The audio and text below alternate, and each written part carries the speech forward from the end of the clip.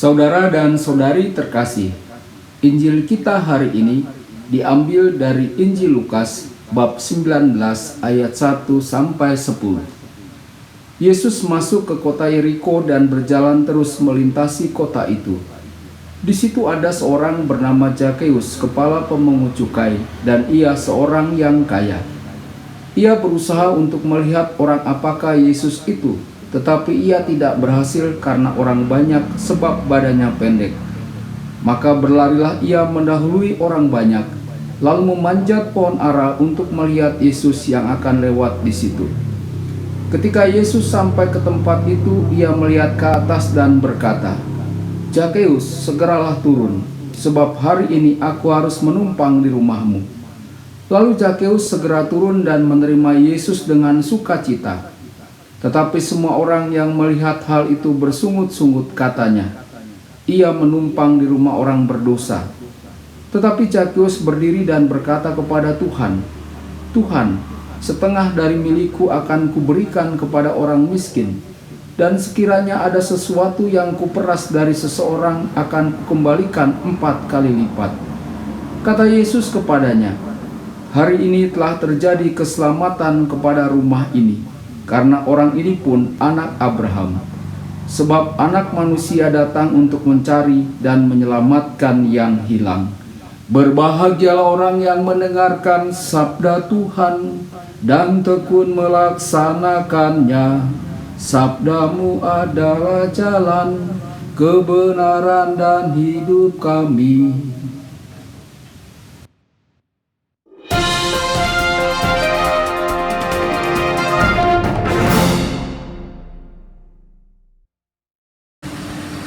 Saudara dan saudari terkasih dimanapun Anda berada, jumpa lagi dengan saya Romo Tedens dalam saluran Warta Kabar Sukacita. Semoga Anda semua tetap dalam keadaan sehat dan bahagia.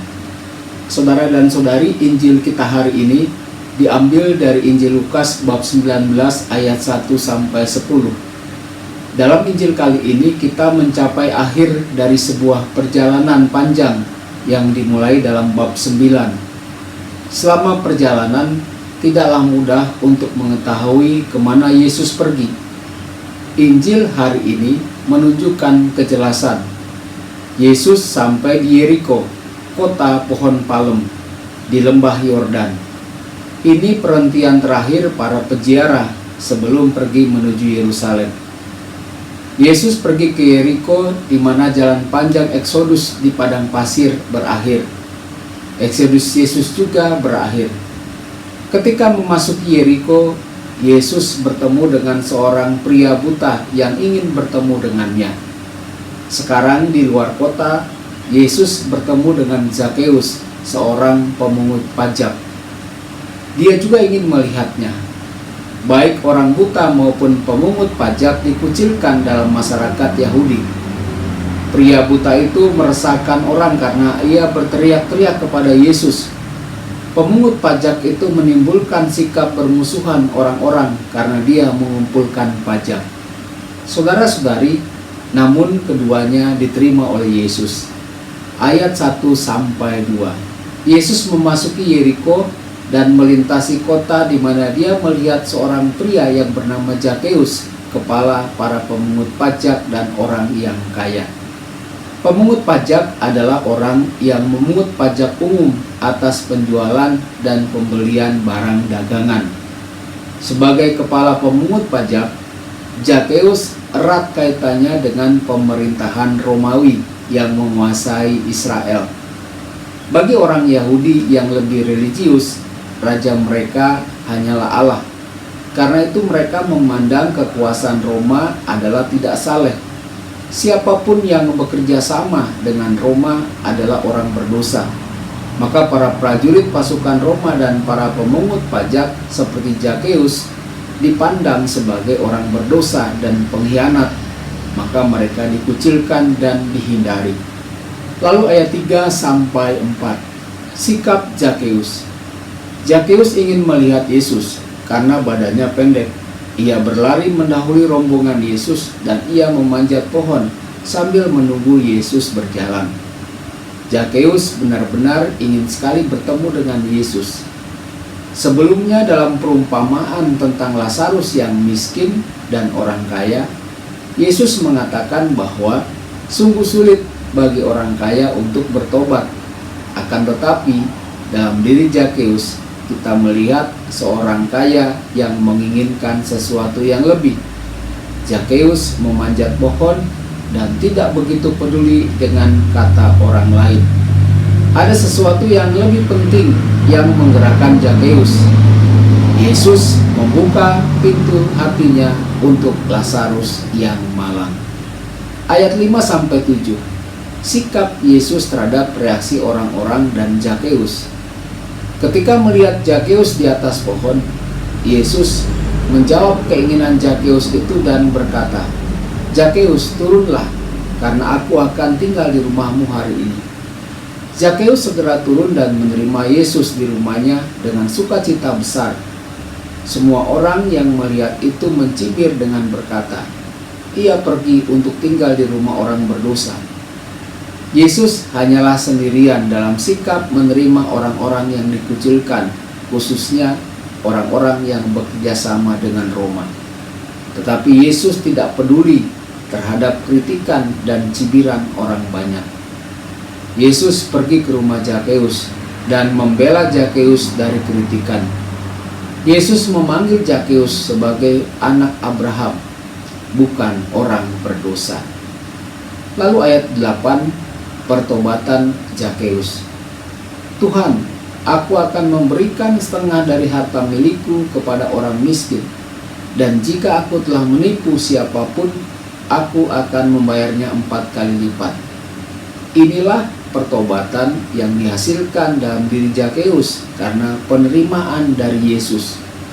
Mengembalikan 4 kali apa yang ditetapkan oleh hukum dalam kasus-kasus tertentu, dan memberikan setengah dari miliknya kepada orang miskin adalah hal baru yang dihasilkan oleh perjumpaan dengan Yesus dalam dirinya. Ayat 9-10, kata terakhir dari Yesus. "Hari ini keselamatan telah datang ke rumah ini, karena orang ini juga adalah anak Abraham." Penafsiran hukum melalui tradisi kuno tidak menyertakan para pemungut pajak dalam keturunan Abraham. Yesus berkata bahwa dirinya datang untuk mencari dan menyelamatkan orang-orang yang hilang. Kerajaan Allah adalah untuk semua orang. Tidak ada yang dapat dikecualikan. Dengan mengecam perpecahan yang tidak adil, Yesus membuka jalan untuk jalan hidup yang baru, yang diarahkan oleh nilai-nilai kebenaran, keadilan, dan kasih. Hari ini keselamatan telah datang ke rumah ini karena orang ini juga adalah anak Abraham. Dengan menjadi keturunan Abraham, semua bangsa di bumi akan diberkati. Bagi komunitas Lukas yang dibentuk oleh umat Kristen yang berasal dari orang Yahudi maupun orang kafir, Yesus menyebut Zakeus sebagai anak Abraham. Karena kita mendapati peneguhan bahwa dalam diri Yesus, Allah menggenapi janji-janji yang dibuat kepada Abraham, yang ditujukan kepada semua bangsa. Orang bukan Israel juga adalah anak-anak Abraham dan ahli waris Allah. Yesus menerima mereka yang tidak diterima atau ditolak pada masa itu. Yesus menawarkan tempat bagi mereka yang tidak memiliki rumah, yang mengungsi, yang hina dina. Yesus menerima mereka yang dikucilkan oleh agama dan pemerintah sebagai saudara dan saudarinya. Mereka yang diterima oleh Yesus, para pelacur, orang berdosa, penderita kusta, yang kerasukan roh jahat, orang-orang yang terpinggirkan, para wanita, anak-anak, orang-orang sakit, orang-orang kafir, orang Samaria, para pemungut cukai dan prajurit, orang-orang miskin. Refleksi pribadi bagi kita. Apakah kita menyadari bahwa Yesus datang untuk menyelamatkan kita? Dan bagaimana sikap kita jika kita jatuh dalam dosa? Apakah seperti Zakeus atau justru sebaliknya. Tuhan memberkati Anda semua. Sabda Allah adalah kebenaran. Sabda Allah adalah kehidupan. Mari kita mencintainya, mari kita menghayatinya, ya Tuhan.